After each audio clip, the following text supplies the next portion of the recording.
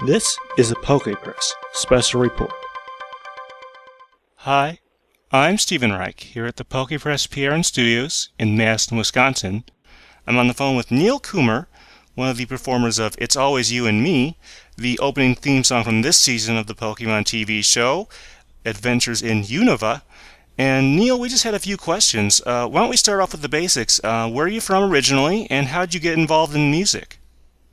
Originally, I'm from Louisville, Kentucky. It's where I grew up.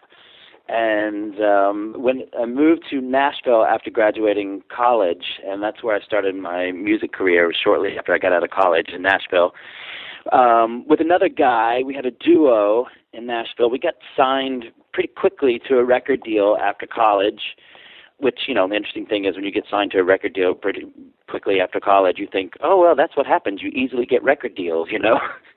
And he and I had a duo together, and we toured for maybe 4 or 5 years. Then we broke the group up, and I moved to New York. He started he'd always kind of had an interest in country music, and I encouraged him to go for that dream, and he started a group called Rascal Flatts. And then I moved to New York and started doing different music stuff here in New York.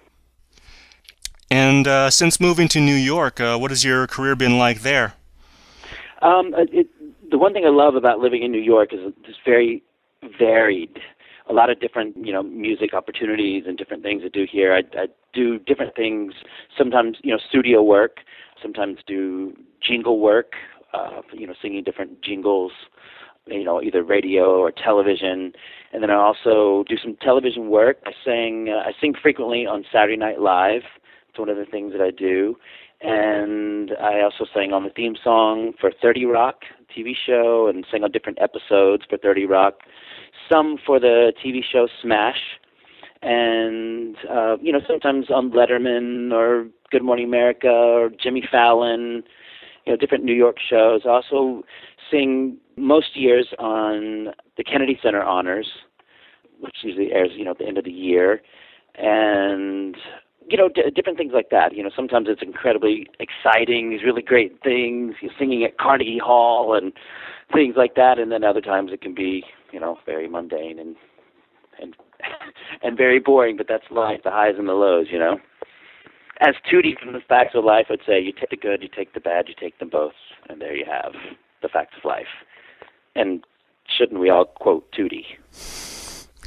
Indeed. And so how did you end up getting to do this song? First of all, what was your prior knowledge of the Pokemon franchise? Well, I'd had some friends, people that I had known who had done some previous Pokemon themes, but to tell you the truth, I didn't realize it until I did this theme. A friend of mine who actually, I've sung with before, named Catherine Rayo, who I think you know, Catherine had called me one day, and I had never worked with David or John, and she said, "Hey, yeah, I would really like for you to meet them, and I think that you'd be really great for this, Pokemon thing.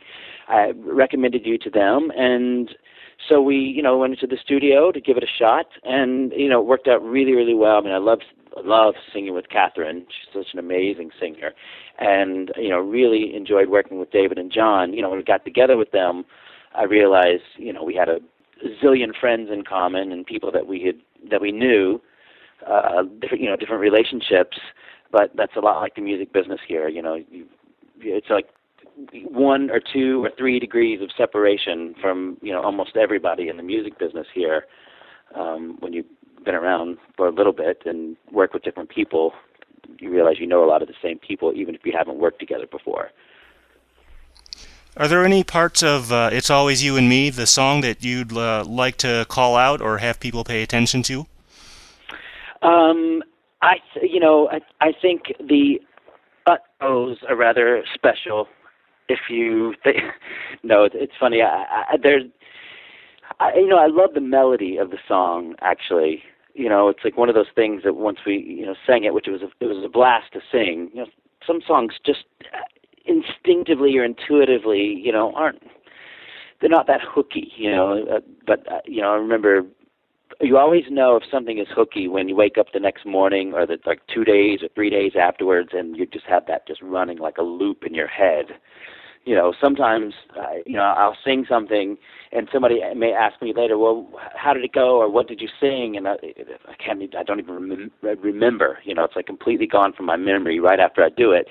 But this was one of those things, just kind of like I wake up the next morning or a couple of days afterwards, I'm like, okay, enough with this song in my head, But just definitely stuck with me, and I love the melody of the song, and the lyrics obviously complement the melody as well. So. All right, and it sounds like you really had a good time recording that, which is what we always like to hear.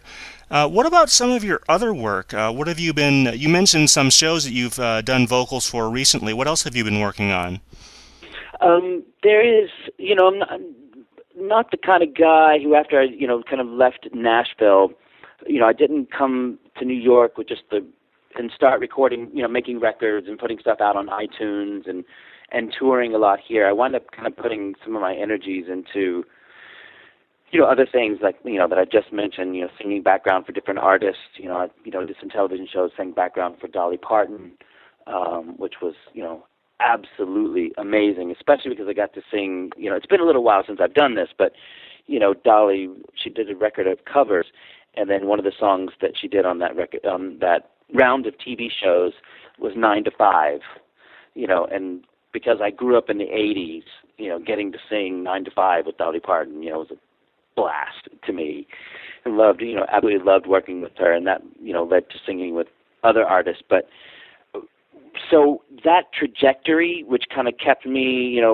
singing background for different artists and working with different artists like, now I sing background with Cyndi Lauper, that kind of kept me working in a variety of stuff. So I kind of zeroed in on my artist stuff as being, I kept songwriting. I'm a songwriter as well. But I also have been doing some writing, like some, book writing, these kind of musings, kind of creative person's take on life in New York City. So some of it is observational, some of it is philosophical, some of it is, humorous, things that I observe, things that I see. And I'm about to shoot some videos, some kind of short films with these writings. And that's a kind of a project that I'm working on now. And I don't know if you saw on YouTube this clip that I had put on YouTube that was kind of the beginning, the kind of the seed planting of this process. It's a video that I have. It's called Background. It's kind of the nature of a background singer in New York City. So that was kind of the start of this, writing that I'm doing. And it turns out you've actually, just to bring it full circle, worked on a couple of video games, including some music ones. Which games were those, and what was that process like? Well, the few games that I've sang on, some EA games, I did a game. This was a few years ago. There was a EA Boogie, was the name of one of them, and then EA Boogie 2 that came out. I sang a lot of songs for those two video games.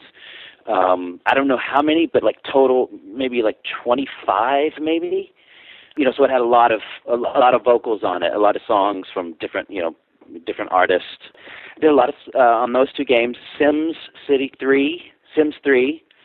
I sang some stuff on that, which was incredibly interesting, simply because of having to sing a song in Simlish. And that process was just completely insane because you're singing in a different language, and that language doesn't exist other than Sims, and it's very tongue twisting and tongue tied, but it was a blast to do those songs. All right, Neal, that sounds pretty cool, actually. Now, you don't have a huge social media presence, but you do have a YouTube channel. For the people at home, how can they find that? It's under my name, Neal Coomer. It's Nealcoomer. And the one, major thing that I have posted on my YouTube channel is background. It's the start of a project that I'm working on now, and I've been writing for the last couple of years for that, so that it will actually involve, writing and also like some short films. So, but I'm working on that now, trying to actually shoot some videos here really soon to kind of follow up on the background video that's there now. All right. Well, we certainly look forward to that. Thank you very much, Neal. Yeah, great to talk to you, and I hope that covers things for you. I mean, I loved singing the theme song. Hopefully there'll be more Pokemon in the future for me, and so I'm sure you would be the first to hear about it. All right. Like I said, thank you very much. This has been Stephen Reich from the PokePress PIRN Studios in Madison, Wisconsin, on the phone with Neal Coomer, one of the performers of It's Always You and Me. Thanks, Stephen. This has been a PokePress Special Report.